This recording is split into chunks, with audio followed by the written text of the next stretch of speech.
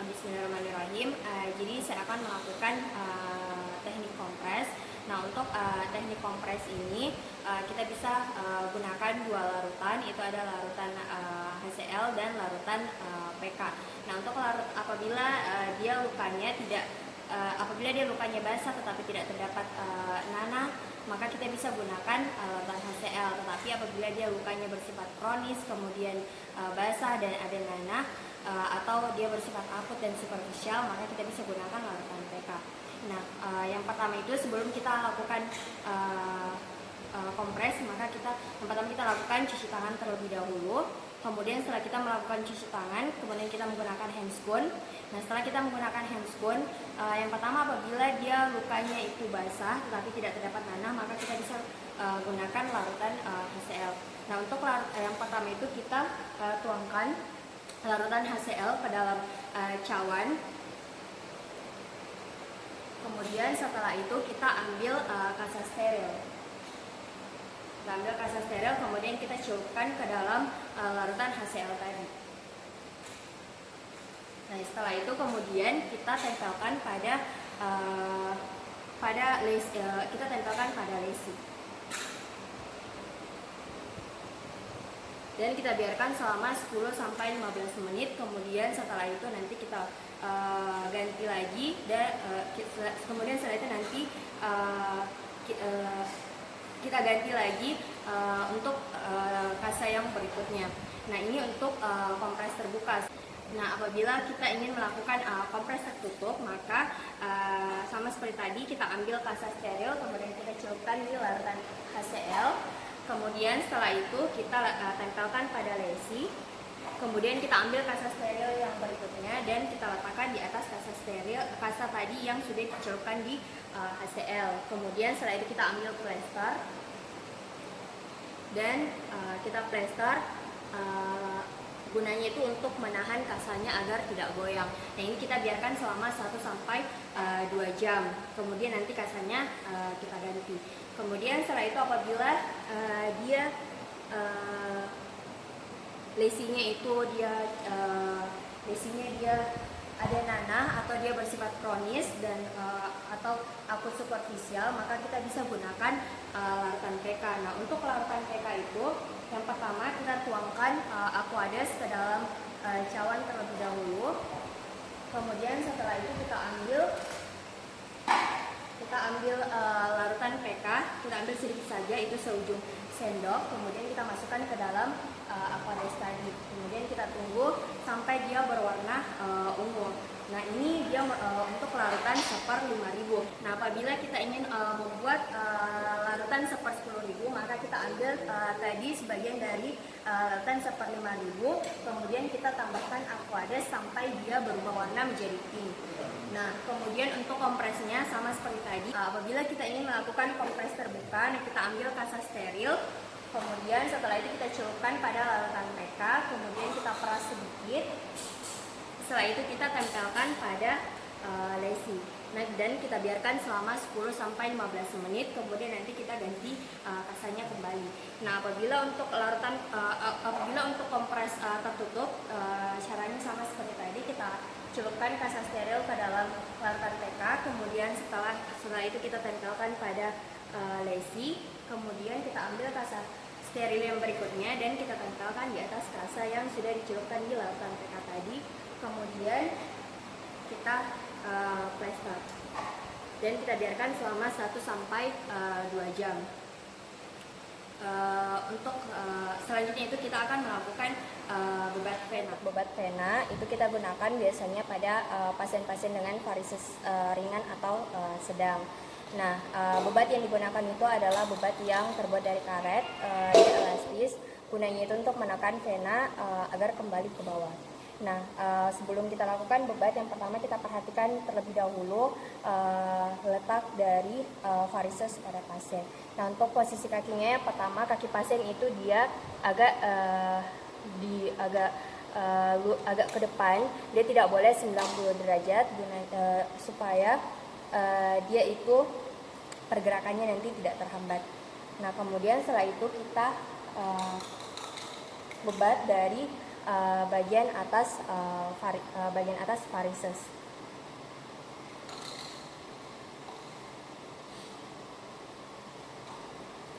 Kita bebas sampai semua varisesnya dia tertutupi.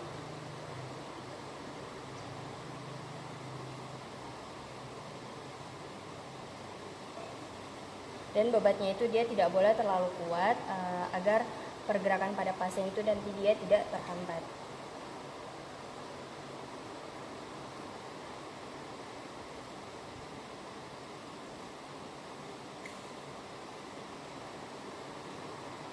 Kemudian setelah sudah kita tanyakan pada pasien, tapi Pak bisa Ki gerakan kaki tak?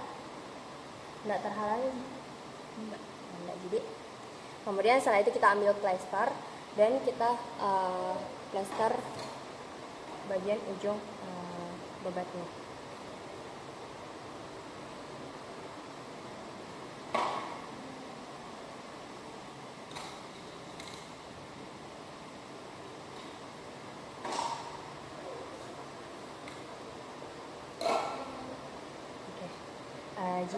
Jadi Bu, nanti kalau di rumah ini kaki kita ini tidak boleh dia dalam keadaan begini, dia harus lurus selalu. Kemudian nanti kalau pada saat kita tidur, posisi kakinya ini dia harus agak terangkat sedikit, bisa kita ganjal pakai bantal. Nah, dan nanti pada saat kita mau mandi, ini kita harus buka dulu. Kemudian nanti kalau setelah mandi baru kita pasangnya kembali. Masih ada yang mau kita tanyakan Bu? Tidak ada yang di. Kemudian selanjutnya itu kita akan melakukan ekstraksi kuku. Jadi untuk ekstraksi kuku yang kita gunakan itu ada handscone, alat dalam bak steril, kemudian betadine, kapas alkohol, kemudian dan plester.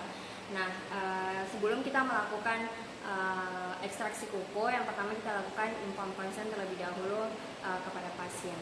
Jadi Ibu, sebentar ini saya akan lakukan ekstraksi kuku itu karena kuku Ibu kan terjepit pintu sehingga dia sudah tidak bisa dipertahankan. Nah, kenapa Ibu ini kuota dia nanti harus dicabut karena untuk mempermudah tumbuhnya kuku Ibu kembali.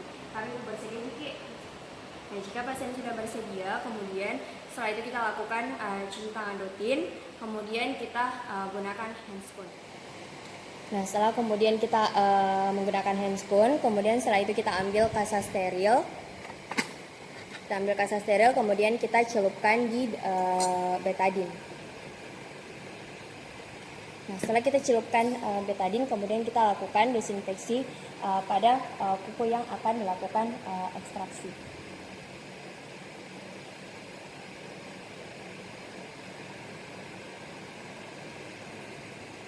Nah, setelah itu kemudian kita ambil duk steril. Dan kita pasang pada sekitar kuku yang akan diekstraksi, dan kita tutup bagian yang tidak akan dilakukan ekstraksi.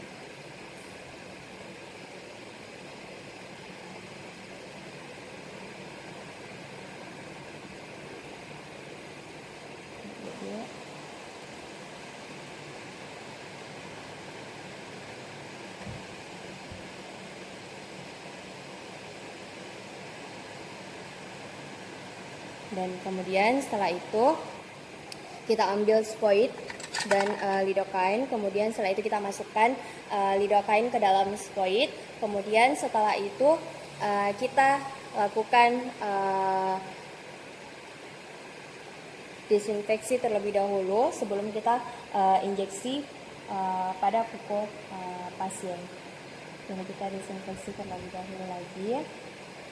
Jika sudah benar-benar bersih, kemudian kita suntik pada bagian lateral kiri dan kanan, kemudian juga pada bagian atas kuku. Kita injeksi Nah, setelah jarumnya ini masuk, kita aspirasi terlebih dahulu apakah dia ada darah yang ikut masuk atau tidak. Nah, setelah tidak ada, kemudian kita masukkan lidocaine sambil kita tarik jarumnya. Begitu juga pada bagian sebelahnya, kita suntik, kemudian kita aspirasi terlebih dahulu apakah ada darah yang masuk atau tidak. Dan jika tidak ada, kemudian kita suntikan lidocaine sambil kita tarik jarumnya. Begitu juga pada bagian yang atas kuku. Nah, kemudian setelah itu kita masasi terlebih dahulu agar lidocaine itu dia bisa bekerja.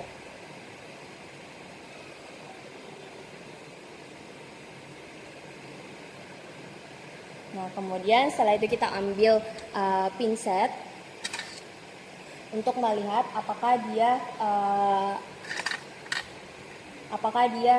lidocaine itu dia sudah bekerja, yaitu apakah pasien dia masih merasakan sakit atau tidak. Ada kita rasa sakit, Bu? Tidak ada yang dia. Nah, jika dia pasien sudah tidak merasakan nyeri, kemudian kita ambil gunting.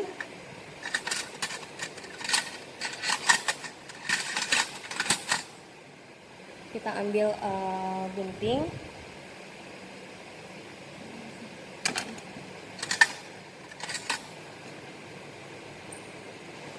Kita ambil gunting, kemudian kita gunting dari bagian depan kuku. Kita bagi dua kuku tersebut sampai di bagian dalam.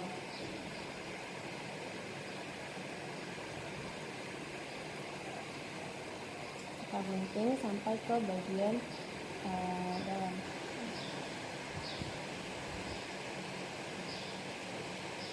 Pada saat kita sudah sampai di bagian dalam, kemudian kita miringkan, kita datarkan guntingnya itu agar bagian dalam kukunya itu dia bisa terangkat.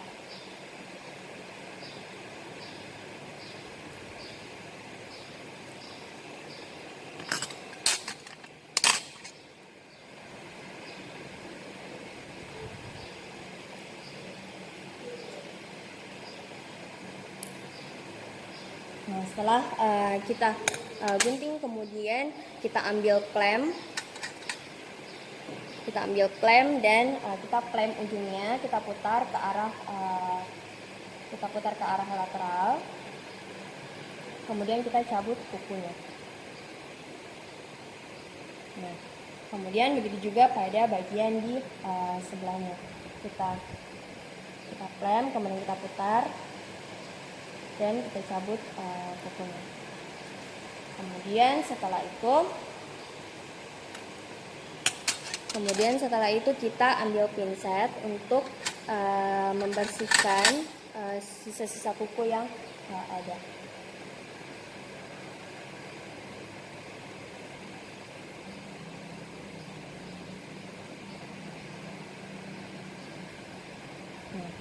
Kemudian setelah itu kita ambil pasa dan kita berikan betadine. Kemudian setelah itu kita bersihkan sampai kita yakin bahwa sisa-sisa kukunya itu dia sudah tidak ada.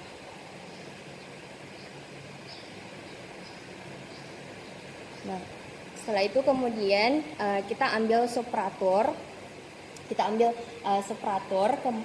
Atau kita bisa juga oleskan dengan salep antibiotik.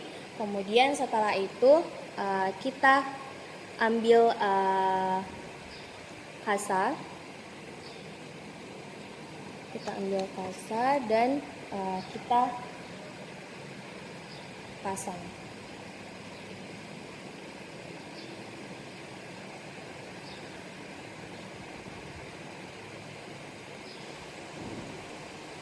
Kita pasang sampai dia benar-benar tebal, karena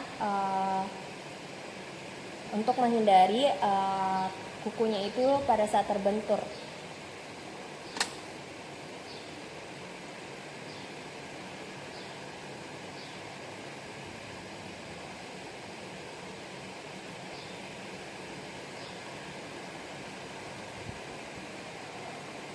bisa buat sampai beberapa lapis.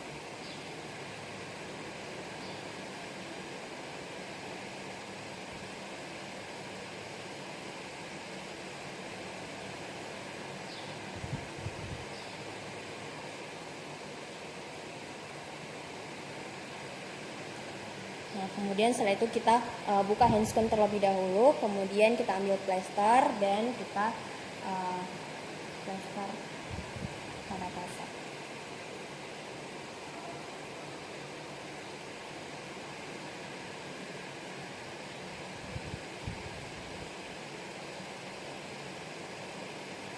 Setelah selesai, kemudian kita lepaskan tadi dupnya dan kita bersihkan sisa-sisa betadin atau sisa-sisa darah pada tangan pasien.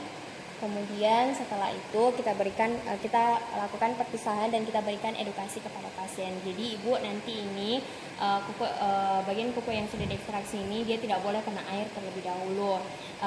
Kalau mungkin bisa kita pakai plastika saja kalau misalnya mau mandi. Kemudian nanti 3 hari ke depan kita datang kembali untuk ganti perban dan kita juga mau lihat perkembangannya bagaimana. Tapi Bu, mungkin ada yang mau kurang dimengerti atau yang mau ditanyakan? Nah, kalau tidak ada, terima kasih banyak Ibu.